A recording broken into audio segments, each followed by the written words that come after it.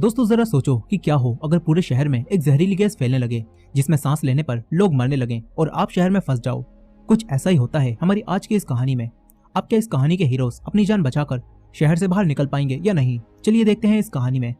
तो कहानी की शुरुआत में हम योंग नाम को देखते हैं जो पार्क में आयरन बार के साथ वर्कआउट कर रहा था। योंग एक काफी अच्छा माउंटेन क्लाइंबर होता है और उसने अपने कॉलेज के दिनों में कई सारे मेडल्स भी जीते थे, लेकिन अब कई सारी कंपनी में जॉब के लिए अप्लाई करने के बाद भी उसे कोई जॉब नहीं मिल रही है, जिससे योंग काफी परेशान है। अब योंग अपने एक दोस्त से मिलता है, वो दोनों साथ में ड्रिंक करते हैं। योंग कहता है कि हम दोनों ही इस दुनिया में बिल्कुल यूजलेस हैं। अब इसके बाद हम योंग के मॉम डैड को देखते हैं जो कि बैठकर आराम से टीवी देख रहे थे। तभी योंग के डैड चैनल चेंज करने के लिए छुपके से रिमोट उठाने की कोशिश करते हैं, लेकिन योंग की मॉम देख लेती हैं, जिसके बाद इन दोनों में रिमोट के लिए लड़ाई होने लगती है। मगर योंग के डैड रिमोट छीनकर अपनी पसंद का शो लगा लेते हैं।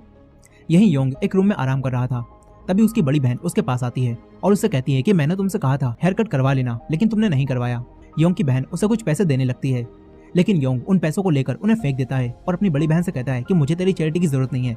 इस पर योंग की बहन उसे पकड़कर मारने लगती है और उससे कहती है कि मुझे तुम्हें चैरिटी देने का शौक नहीं है, मैं ये सब इसलिए कर रही हूँ क्योंकि मॉम तुम्हारे लिए काफी परेशान रहती हैं और अब उनका 17वां बर्थडे भी आ रहा है, इसलिए तुम्हें उनके बर्थडे पर बिल्कुल ठीक से रहना होगा। अब योंग की बड़ी बहन योंग की अलमारी को खोलती है तो इसमें उसे क्लाइंबिंग का सामान और कई सारी रस्सियां मिलती हैं, जो देखकर योंग की बहन उससे कहती है कि तुम इस कचरे को कब फेंकोगे। अब योंग इन सारी बातों को सुनते सुनते काफी इरिटेट होने लगता है। वो अपनी बड़ी बहन से अपना क्लाइंबिंग का सामान लेता है और उसे रूम से बाहर करके तुरंत दरवाजे को बंद करने लगता है और कहता है कि पता नहीं इसका हस्बैंड इसके साथ कैसे रहता होगा, शायद उसकी रोज पिटाई होती होगी। अब योंग अपने क्लाइंबिंग के सामान को वापस रखने लगता है। इसी दौरान हम 5 साल पहले के एक सीन को देखते हैं जहां हमें पता चलता है कि माउंटेन क्लाइंबिंग के क्लब में योंग एक लड़की उइजू को काफी पसंद करता था और वो दोनों काफी अच्छे दोस्त भी थे। हालांकि उइजू योंग से काफी अच्छी माउंटेन क्लाइंबर भी थी। अब अगले दिन हम योंग को देखते हैं जो पार्टी में जाने के लिए तैयार हो रहा था क्योंकि उसकी मॉम के 17वें बर्थडे पर उसकी बहन ने पार्टी रखी है। अब योंग अपने मॉम डैड के साथ पार्टी में जाता है। सभी लोग इनका वेलकम करने लगते हैं क्योंकि योंग के मॉम डैड इस पार्टी के गेस्ट ऑफ ऑनर थे। अब ये सब यहाँ केक कट करने वाले थे, तभी योंग के सामने उइजू आ जाती है जो कि यहीं काम करती थी। योंग और उइजू एक दूसरे को देखकर पहचान लेते हैं और फिर बाहर आकर बातें करने लगते हैं। उइजू योंग से पूछती है कि क्या तुम्हें पता था मैं यहाँ काम करती हूँ। योंग मना करता है, मगर रियलिटी में वो सब जानता था और उइजू से मिलने के लिए ही उसने अपनी मॉम की पार्टी इस होटल में अरेंज करवाई थी। लेकिन योंग उइजू के सामने ऐसा दिखावा करने लगता है कि वो कुछ भी नहीं जानता। योंग उइजू से कहता है कि क्या तुम यहाँ की वाइस मैनेजर हो। उइजू हाँ करती है। फिर उइजू से पूछती है कि तुम कहाँ जॉब करते हो। योंग उइजू से झूठ बोलता है कि वो भी एक बड़ी कंपनी में मैनेजर है। उइजू ये जानकर काफी खुश होती है और उससे कहती है कि मुझे अच्छा लग रहा है कि आज तुम मुझसे बात करते हुए अनकंफर्टेबल नहीं हो रहे हो। उइजू ऐसा इसलिए कह रही थी क्योंकि कुछ साल पहले योंग ने उइजू को प्रपोज किया था, लेकिन उइजू ने उससे कहा था कि हम दोस्त ही ठीक हैं। उस समय योंग उइजू से बात करते हुए काफी ज्यादा अनकंफर्टेबल था। अब प्रेजेंट टाइम में योंग कहता है कि मैं उस बात के लिए ऑकवर्ड क्यों होऊंगा, वो तो मैंने ऐसे ही पूछ लिया था, और तुम्हें क्या लगा तुम्हारे मना करने के बाद मैं रो रहा हूँगा। योंग कहता है कि ऐसा बिल्कुल भी नहीं है, लेकिन हकीकत में उइजू के मना करने के बाद योंग बहुत रोया था। लेकिन प्रेजेंट टाइम में योंग दिखावा करता है कि वो सब कुछ भूल चुका है। खैर इसके बाद योंग दोबारा पार्टी में चला जाता है। उइजू बाकी वर्कर्स के पास आ जाती है। तभी इस होटल का मैनेजर यहाँ आता है और सभी वर्कर्स को घर जाने के लिए कहता है ताकि वो सब कल जल्दी आकर यहाँ काम कर सकें। फिर मैनेजर उइजू पर लाइन मारने लगता है। वो उइजू से डेट पर चलने के लिए पूछता है। उइजू उसका कोई जवाब नहीं दे पाती। मैनेजर उसे बार बार स्वीटी कह रहा था, इसलिए उइजू उसे कहती है कि मुझे स्वीटी मत कहो। अब यही योंग पीछे से आकर इनकी बातें सुनने लगता है। तभी कुछ वर्कर्स वापस आते हैं। उनके सामने मैनेजर यहाँ से चला जाता है। अब शहर में हम एक ट्रक को देखते हैं जिसके अंदर किसी तरह की टॉक्सिक गैस होती है। एक आदमी उस ट्रक को एक बिल्डिंग के बाहर रोकता है और बाहर आकर ट्रक की सारी गैस बाहर निकाल देता है। गैस तेजी से पूरे शहर में फैलने लगती है। दूसरी तरफ योंग की मॉम की बर्थडे पार्टी खत्म हो चुकी थी, इसीलिए घर जाते हुए योंग की मॉम वहाँ रखे खाने की चीजों को घर ले जाने के लिए पैक करने लगती है। ये देखकर योंग उन्हें रोकता है, लेकिन वो नहीं रोकती।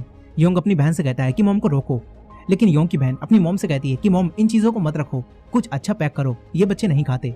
ये सुनकर योंग को तो चक्कर ही आने लगते हैं। तभी वो अपने डैड को देखता है और उसके डैड भी यहाँ से कई सारे ड्रिंक्स घर ले जाने के लिए बैग में भर रहे होते हैं। यहीं योंग की दोनों बहनें अपने हस्बैंड के साथ एक और सॉन्ग गाने के लिए स्टेज पर पहुंच जाती हैं। योंग को समझ नहीं आता कि वो इन्हें कैसे रोके। वहीं दूसरी तरफ शहर में गैस लगातार फैल रही थी, लेकिन किसी को भी नहीं पता था कि यह गैस किस तरह की गैस है। शुरू में लोग गैस के साथ सेल्फी लेने लगते हैं, लेकिन थोड़ी देर में पूरे शहर में भगदड़ मच जाती है। जो भी गैस के बीच सांस लेता है तो उसके बाद उसे सांस लेने में दिक्कत होने लगती है। देखते ही देखते पूरे शहर में भगदड़ मच जाती है। एक जलता हुआ ट्रक एक गाड़ी से आकर टकराता है और उसमें रखे कई सारे गैस कैनिस्टर में से एक कैनिस्टर उड़ता हुआ डायरेक्ट योंग की मॉम की पार्टी में आकर गिरता है, जिससे यहाँ धमाका होता है। लेकिन किस्मत से किसी को भी कोई चोट नहीं लगती। अब ये सब डरकर तुरंत यहाँ से बाहर भागने लगते हैं। योंग ये सब उइजू को बताता है। ओइजू तुरंत जाकर इमरजेंसी अलार्म बजाती है और सबको यहाँ से निकलने के लिए कहती है। नीचे योंग अपनी फैमिली के साथ बाहर पहुंच चुका था, लेकिन पूरे शहर में भगदड़ मची हुई थी। लोग इधर से उधर भाग रहे थे। इनमें से किसी को भी कुछ समझ नहीं आता कि ये सब क्या हो रहा है। योंग आगे जाता है तो देखता है कि एक गैस पूरे शहर में फैल रही है, जिसमें सांस लेने पर लोग मर रहे हैं और सभी लोग उसी गैस से बचकर भाग रहे हैं। अब ये सब देखने के बाद योंग और ओइजू बाकी सभी के पास आते हैं। ओइजू सबसे बिल्डिंग में ऊपर चलने के लिए कहती है। सभी लोग ऊपर जाने लगते हैं, लेकिन योंग की बड़ी बहन पहले ही कार में जाकर बैठ गई थी। वो गैस को देखकर बाहर आती है, लेकिन वो नीचे गिर जाती है और गैस के बीच सांस ले लेती है। ये देखकर योंग तुरंत उसे उठाकर ऊपर लाता है, लेकिन अब योंग की बहन को सांस लेने में तकलीफ होने लगती है। सभी लोग तुरंत एम्बुलेंस को कॉल करके यहाँ आने के लिए कहते हैं। ओइजू उन्हें एड्रेस बताती है। फिर ओइजू और योंग खिड़की से बाहर देखते हैं और ये देखते हैं कि गैस इस पूरे इलाके में फैल चुकी है और लगातार ऊपर बढ़ रही है। इसलिए योंग सबसे बिल्डिंग की छत पर चलने के लिए कहता है। योंग की बहन की हालत अब भी खराब थी, इसलिए ये सब उसे उठाकर ऊपर ले जाने वाले थे, लेकिन इनके साथ के सभी लोग ऊपर जाने से डर रहे थे। तभी सबके फोन में डिजास्टर मैसेज आता है, जिसमें लिखा होता है कि इनके शहर में एक टॉक्सिक गैस फैल चुकी है। इसीलिए सभी लोग अपनी छत पर जाएं और 911 पर कॉल करके मदद बुलाएं। सभी बिल्डिंग की छत की तरफ भागते हैं, लेकिन जब ये सब वहां पहुंचते हैं तो देखते हैं कि छत पर जाने का दरवाजा लॉक है। यहाँ मैनेजर को याद आता है कि उसने चाबियां तो फर्स्ट फ्लोर पर रखी थी, लेकिन अब वहाँ गैस फैल चुकी है। यही शहर में रेस्क्यू टीम्स लोगों को शहर की तरफ जाने से रोक रही थी। इन्हें इस गैस के बारे में अभी कुछ भी नहीं पता था, इसीलिए ये लोग कुछ भी नहीं कर पा रहे थे। सभी लोग शहर से बाहर आ रहे होते हैं। वहीं दूसरी तरफ योंग और बाकी सभी बिल्डिंग की छत पर जाने के लिए उसका दरवाजा खोलने की कोशिश करते हैं, लेकिन किसी से भी वो दरवाजा नहीं खुलता। एक आदमी मैनेजर से कहता है कि तुम तो कुछ करो, लेकिन मैनेजर कहता है कि वो कुछ भी नहीं कर सकता, क्योंकि ये दरवाजा सिर्फ चाबियों से या फिर दूसरी तरफ से खुल सकता है। अब ये सब सुनकर ओइजू मैनेजर से कहती है कि हमें नीचे चलकर चाबियां ढूंढनी चाहिए। ये सब नीचे आकर चाबियों को ढूंढने लगते हैं। तभी ये लोग न्यूज में देखते हैं कि इस गैस की वजह से लोग मर रहे हैं। इस गैस के कांटेक्ट में आने के बाद लोगों की स्किन और आइस जलने लगती हैं और जल्दी इलाज ना मिलने पर इंसान मर भी सकता है। न्यूज से इन्हें पता चलता है कि इन्हें गैस के कांटेक्ट में आने पर अपनी पूरी बॉडी को कवर करके रखना होगा और मास्क पहनना होगा, लेकिन क्विक ब्रीदिंग की वजह से हर 10 मिनट बाद आपको मास्क चेंज करना होगा। अब ये सब जानकर मैनेजर तुरंत मास्क लेने चला जाता है। यहीं एक लड़की दिखाती है कि यहाँ हेलीकॉप्टर्स लोगों को बिल्डिंग से रेस्क्यू करने आ चुके हैं, लेकिन योंग देखता है कि गैस की वजह से छोटी बिल्डिंग से लोगों को बचाना काफी मुश्किल है और जो लोग रेस्क्यू टीम्स को दिखेंगे, रेस्क्यू टीम्स सिर्फ उन्हें ही बचाएगी। अब ये सब जानकर योंग बिल्डिंग की खिड़की के पास आता है। योंग ओइजू से पूछता है कि ऊपर जाने के दरवाजे को बिल्डिंग की छत से भी खोला जा सकता है ना। ओइजू कहती है कि हाँ, ऐसा किया जा सकता है। अब योंग यहाँ रखी मैनेजर की ट्रॉफी को खिड़की के ग्लास पर मारता है, लेकिन एक ट्रॉफी से वो नहीं टूटता। योंग सारी ट्रॉफीज को ग्लास पर मारता है, जिससे वो ग्लास टूट जाता है। अब योंग बिल्डिंग के ऊपर चढ़कर छत तक पहुंचने के बारे में सोचता है। ओइजू उसे ऐसा करने से मना करती है, लेकिन योंग उसे कहता है कि मुझे यहाँ कुछ रस्सियां ला कर दो। यही योंग के साथी भी यहाँ आकर ये सब देख लेते हैं। दूसरी तरफ योंग की बहन की हालत लगातार खराब हो रही थी। तभी एक आदमी आकर योंग के मॉम डैड को योंग के बारे में बताता है। इधर योंग खुद को रस्सी से बांधकर बाहर जाने वाला था, तभी उसके डैड यहाँ आ जाते हैं। वो योंग को ये सब करने से मना करते हैं। तभी योंग की मॉम भी यहाँ आने लगती हैं। ये देखकर योंग तेजी से भागता हुआ बाहर कूद जाता है, लेकिन वो दूसरी बिल्डिंग को पकड़ लेता है। सभी लोग योंग से बंधी रस्सी को खींचने लगते हैं। योंग उनसे कहता है कि रस्सी को मत खींचो। आप सभी रस्सी को तुरंत पकड़ लेते हैं ताकि योंग गिरने लगे तो वो उसे बचा सकें। फिर योंग सामने वाली बिल्डिंग में ऊपर आ जाता है। इसके बाद योंग रस्सी को बांधकर बिल्डिंग के ऊपर चढ़ने की स्ट्रेटेजी बनाता है। ये सब देखकर ओइजू तुरंत योंग को अपना माउंटेन क्लाइंबिंग का सामान देती है। फिर योंग और ऊपर चढ़ता है और एक रोड की मदद से बिल्डिंग की दीवार से लटकने की कोशिश करता है। रोड तो नीचे गिर जाती है, लेकिन योंग बच जाता है। इधर योंग के मॉम डैड उसके लिए काफी परेशान हो रहे थे। तभी ओइजू उन्हें बताती है कि वो बिल्कुल ठीक है और ऊपर चढ़ रहा है। तभी एक आदमी लेटकर योंग को देखता है और वो वीडियो कॉल से बाकी सबको भी दिखाता है। इधर योंग लगातार आगे बढ़ रहा था। योंग ने माउंटेन क्लाइंबिंग की ट्रेनिंग कर रखी थी, जिसकी मदद से अब वो बिल्डिंग की दीवारों को पकड़कर ऊपर चढ़ रहा है। अब योंग थोड़ा आराम करता है। फिर योंग पत्थरों को पकड़ने के लिए आगे बढ़ने लगता है, लेकिन रस्सी के बंधे होने की वजह से अब वो आगे नहीं बढ़ सकता था। इसलिए अब योंग रस्सी को खोल देता है। ये देखकर ओइजू उसे कहती है कि तू पागल हो गया है क्या। इधर योंग के पास अब कोई भी रास्ता नहीं बचा था और उसे अपनी बहन की जान भी बचानी थी, इसलिए अब वो अपनी जान को जोखिम में डालकर आगे बढ़ने लगता है। वो छत तक पहुंचने के लिए छत पर बने एक स्टैचू को पकड़ लेता है। अब योंग स्टैचू के ऊपर चढ़ने की कोशिश करता है। तभी वो गिरने वाला था, लेकिन वो बाल बाल बच जाता है। योंग स्टैचू को पकड़कर आगे बढ़ता है और उसके ऊपर आ जाता है। इसी दौरान स्टैचू भी गिरने वाला था, लेकिन योंग छत तक पहुंच जाता है। नीचे सभी लोग उसे देखकर ऊपर की तरफ भागते हैं। योंग तुरंत जाकर दरवाजा खोलता है और सभी लोग छत पर आ जाते हैं। योंग के मॉम डैड उसे काफी डांटते हैं और कहते हैं कि अगर तुमने दोबारा ऐसा किया तो हम तुम्हारी बहुत पिटाई करेंगे। योंग उनसे कहता है कि वो बिल्कुल ठीक है। अब तभी इन सबको एक हेलीकॉप्टर दिखता है। ये सभी लोग हेलीकॉप्टर को मदद के लिए आवाज लगाने लगते हैं। योंग भी आवाज लगाते हुए आगे बढ़ रहा था। तभी उसका ब्रदर इन लॉ उसे रोकता है। यही ये हेलीकॉप्टर इन्हें देखे बगैर ही यहाँ से चला जाता है। तभी उइजू सबसे फोन की टॉर्च जलाकर आसमान की तरफ एक सिग्नल की तरह इशारा करने के लिए कहती है। वहीं दूसरी तरफ सिक्योरिटी कैमरों से पुलिस को पता चल चुका था कि जिस आदमी ने ये गैस ट्रक से पूरे शहर में फैलाई है वो एक साइंटिस्ट था और पुलिस ने उसकी लैब का भी पता लगा लिया होता है। पुलिस साइंटिस्ट की लैब में तलाशी लेने लगती है, लेकिन यहाँ उन्हें कुछ भी नहीं मिलता, जिसके बाद इन्हें पता चलता है कि साइंटिस्ट को उसकी लैब से फायर कर दिया गया था और उसे कोई भी एक्सपेरिमेंट करने की यहाँ परमिशन नहीं दी गई थी। लेकिन फिर भी उसने एक्सपेरिमेंट किए और ये टॉक्सिक गैस बनाई और किसी पर्सनल रीजन की वजह से एक कंपनी के बाहर गैस फैला दी, मगर ये टॉक्सिक गैस अब पूरे शहर में फैल गई है। अब हम फिर से योंगो और बाकी सबको देखते हैं। वो फोन की टॉर्च और आवाज लगाकर हेलीकॉप्टर को यहाँ बुलाने की कोशिश कर रहे थे, लेकिन इनकी आवाज वहां तक नहीं पहुंच पाती। तभी इनके दो साथी नीचे से माइक और स्पीकर उठा लाते हैं। फिर वो माइक की मदद से हेलीकॉप्टर को आवाज लगाने लगते हैं।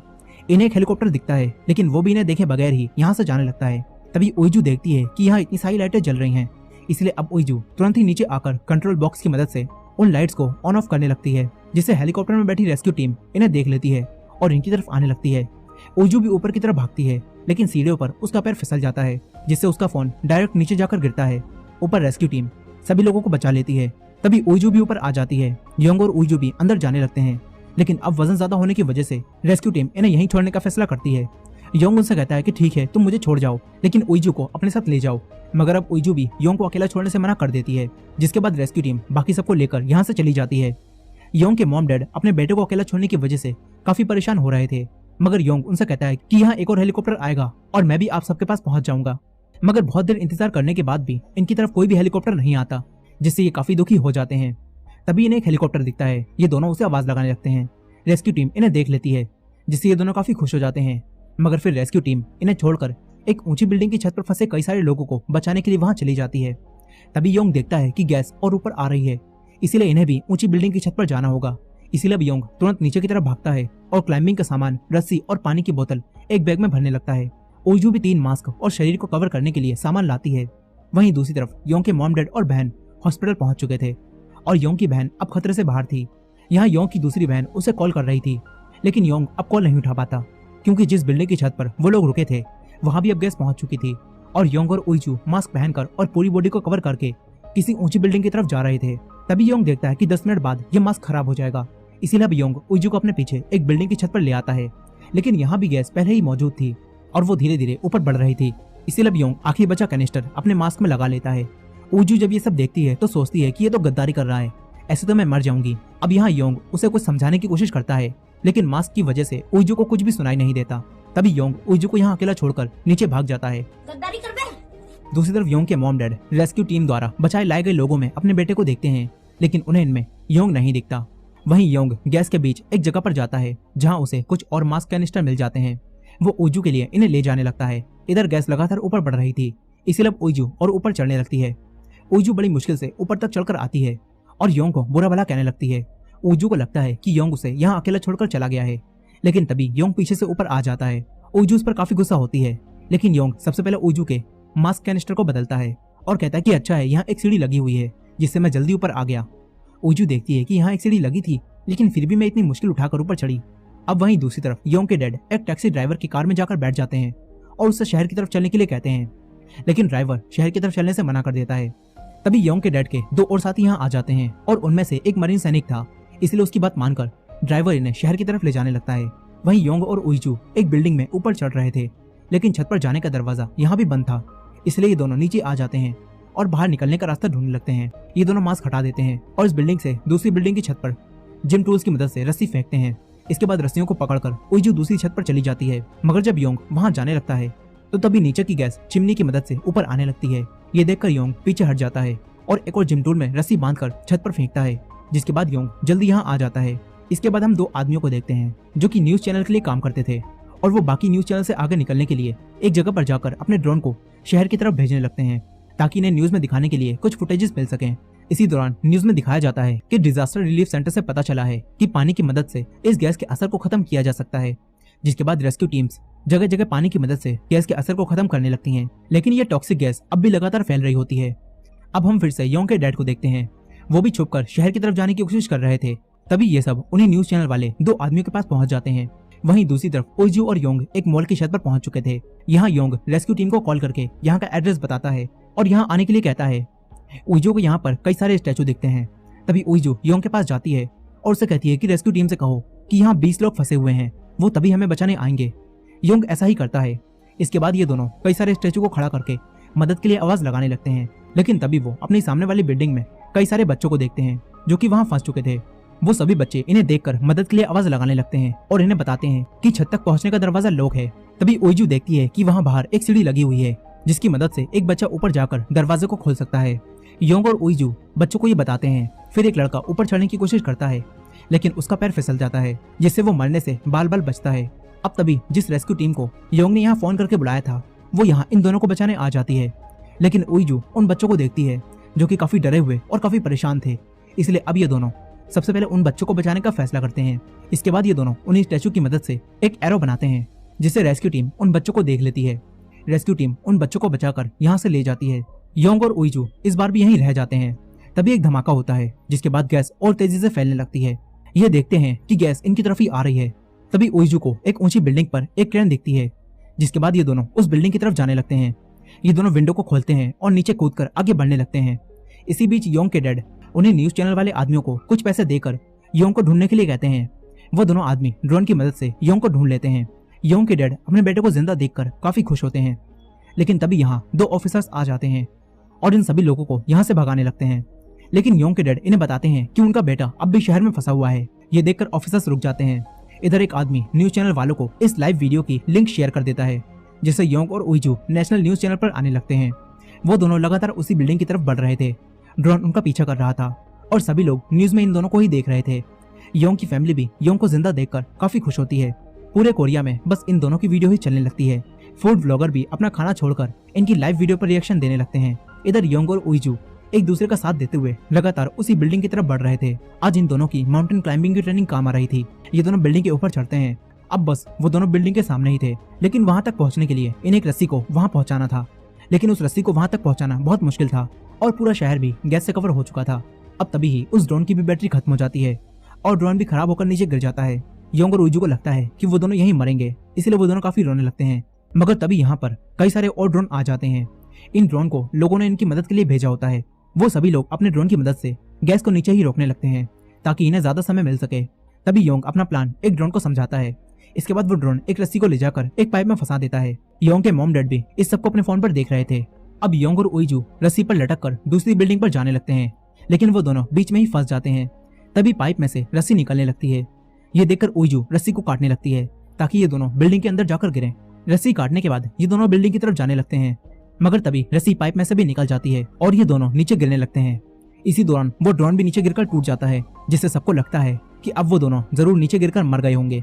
योंग के मॉम डैड ये देखकर रोने लगते हैं। कुछ समय बाद एक रेस्क्यू टीम उन्हें वहां देखने जाती है लेकिन उन्हें भी यहाँ कोई नहीं दिखता, इसीलिए वो लोग यहाँ से जाने लगते हैं। तभी एक आदमी को क्रेन से एक सिग्नल मिलता है और ये सब जब वहाँ देखते हैं तो इन्हें यहाँ योंग और ओइजू दिखते हैं जो कि सरवाइव कर गए होते हैं और अब भी ठीक होते हैं। इसके बाद रेस्क्यू टीम उन्हें बचाकर ले जाती है। ये खबर जब योंग की बहन को मिलती है तो वो काफी खुश होती है। अब अगली सुबह योंग अपनी फैमिली के पास पहुंच जाता है। उसकी फैमिली उसे ठीक देखकर काफी खुश होती है। ओइजू भी अपने मॉम डैड को कॉल करके यहाँ आने के लिए कहती है। तभी यहाँ होटल का मैनेजर ओइजू के पास आकर उसे झूठा प्यार दिखाने लगता है और फिर से स्वीटी नाम से पुकारता है। इस बार ओइजू उसके एक जोरदार पंच मारती है और उसे कहती है कि मुझे दोबारा स्वीटी मत बुलाना। फिर ओइजू यहाँ से चली जाती है। फिर योंग और ओइजू एक दूसरे से मिलते हैं। तभी यहाँ बारिश शुरू हो जाती है जिसके कुछ समय बाद दिखाया जाता है कि टॉक्सिक गैस का असर खत्म हो चुका है और सब कुछ वापस नॉर्मल हो रहा है। और इसी एंडिंग के साथ ये कहानी यहीं खत्म हो जाती है। दोस्तों आई होप कि आपको ये स्टोरी पसंद आई होगी। वीडियो पसंद आई हो तो वीडियो को लाइक करना मत भूलिएगा और हमारे चैनल पर नए हैं तो हमारे सब्सक्राइब कर लीजिए। मिलते हैं नेक्स्ट वीडियो में।